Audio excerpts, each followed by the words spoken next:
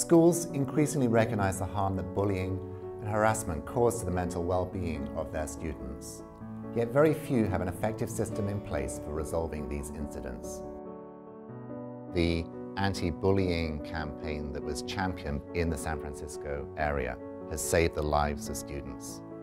I'm not just talking about the students who have taken their lives because of bullying, but also the students who are able now to reach their full potential because they're no longer stuck in the role either of bully or of target. Everybody was talking about bully prevention, everybody, because of the change in the education code around staff training and addressing students' needs. This year, an anti-bullying initiative was launched in California, Region 4. The Mental Health Services Act funded initiative called the K-12 Student Mental Health Initiative into our county and our surrounding counties. Well, we had an opportunity to provide resources to programs that we thought would make a real difference for students in our community, but that were not the same old strategies. And so our regional focus became bullying prevention. And No Bully was an obvious potential partner. And this initiative has given us an enormous opportunity to shape how schools do things in the San Francisco area.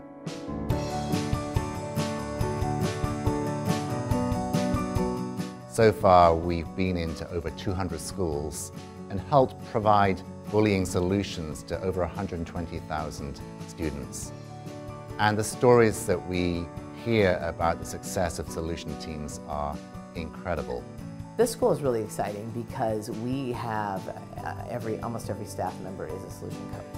So that has shifted our climate in a way that's pretty cool. I have noticed a cultural shift having No Bully implemented at Wake Thomas. It causes students to be upstanders, not bystanders. They stand up for one another. We created Solution Team as an empathy-based intervention. And what Solution Team does is tap in to the basic compassion and care that students have for each other. No Bully is sort of pretty much kids helping kids.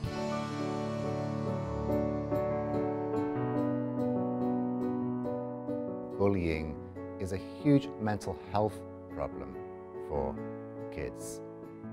These challenges have often stemmed from painful family situations or missing social and emotional skills that have led to their becoming a bully or a target. Franco was being bullied about 2 years ago in school, and he would come home and would be crying and telling me how he doesn't have any friends. The two boys started calling me names and just saying mean things to me, and I really felt bad about myself. At that time, I just felt kind of helpless. I didn't really know what to do for him. Unless schools intervene effectively to resolve the bullying situation and get these students the help that they need, they are at real risk of long-lasting mental and emotional harm. It gets to a certain point where you think it's just going to fall apart, and then they get it. There's just some clicks, and the kids get it, and they stick with it. Bringing help to kids who are getting bullied is really good because they have people on their side to help them and protect them from the people who are being mean to them.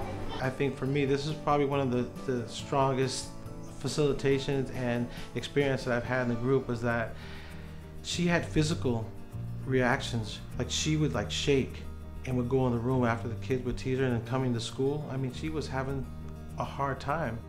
Nobody feels pressured or punished for anything. Really brought out everybody's good side in their problem-solving skills. And then once her peers reassured her that she was going to be okay, and after 6 weeks, she stopped. And the rest of the year, she had a great year. It's clear that students are so excited to be the change makers as they serve on their solution teams. I can make them to have a better time, and that feels good. And I feel important. Kids are better for it. They're compassionate and understanding. The feedback has been resoundingly, this is the real thing. They had 300 suspensions by the middle of the school year in this middle school of about 1,000 kids. That year, when No Bully was in place, they had about 30. So I'm I'm giving you ballpark numbers, but this dramatic decrease in excluding students from schools. Participating schools achieved immediate improvement in 91% of cases of bullying.